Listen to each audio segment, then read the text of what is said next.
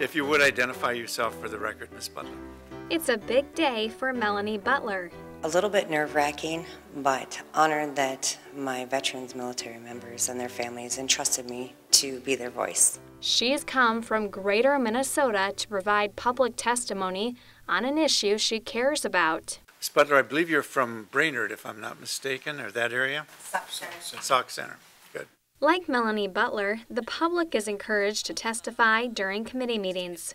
Legislators attend committee meetings so they can get a better understanding of a measure than if they would have just heard it on the House floor. A committee meeting may feature testimony from experts and from the general public. The public can express their support or opposition to proposed legislation and public policy issues. Is there an issue you care about, like Melanie Butler, and would want to express your thoughts to the Minnesota Legislature? In this Point Made Testifying at the House, we'll explain how you can go about doing that by first signing up to testify at a House committee meeting. Representative Frank Hornstein, chairman of the House Transportation Finance Committee, calls the sign-up process a simple one. The process is quite straightforward. The first step is to see what bills or issues are being addressed in the House. You can do that by going to the House Session and Committee Schedule Upcoming Meetings calendar on the House website. If you spot an issue you want to testify on, contact a committee staff person. Call ahead and say you would like to testify at the hearing, and then you'll be part of a list of people that will call on to testify at the hearing. You can find the committee staff members by going to the committee page on the Minnesota House of Representatives website.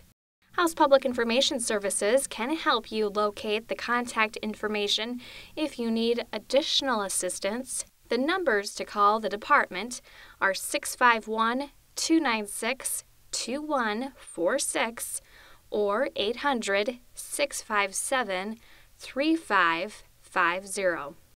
It is possible to sign up and testify on the same day a bill is heard in committee, but it's best to contact a committee staff person prior to the scheduled meeting. They normally will call ahead of time. You don't have to call ahead of time.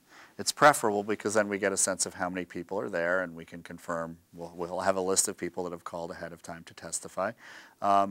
Committee chairs will oftentimes at the end of the hearing say, is there anyone else from the public that has not had the opportunity to testify, that wishes to testify in favor or against the bill? And once in a while then people will come.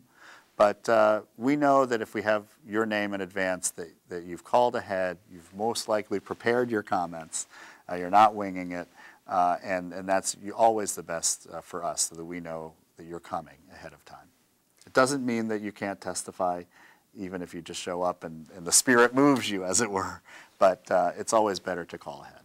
If you need accommodations, such as sign language interpreters or large print materials, call 651-296-1121 as far in advance as possible, or contact a committee staff person. All committees have access to people who can sign, for example, and if we're notified ahead of time that that kind of service is needed, we can schedule that. Although testifying can be a little frightening at first, it is very important to the democratic process. Legislators are really quite anxious to hear from the everyday citizen about how some of these policies affect them and their communities. Melanie Butler didn't let nerves get the best of her. Don't let anyone ever tell you no.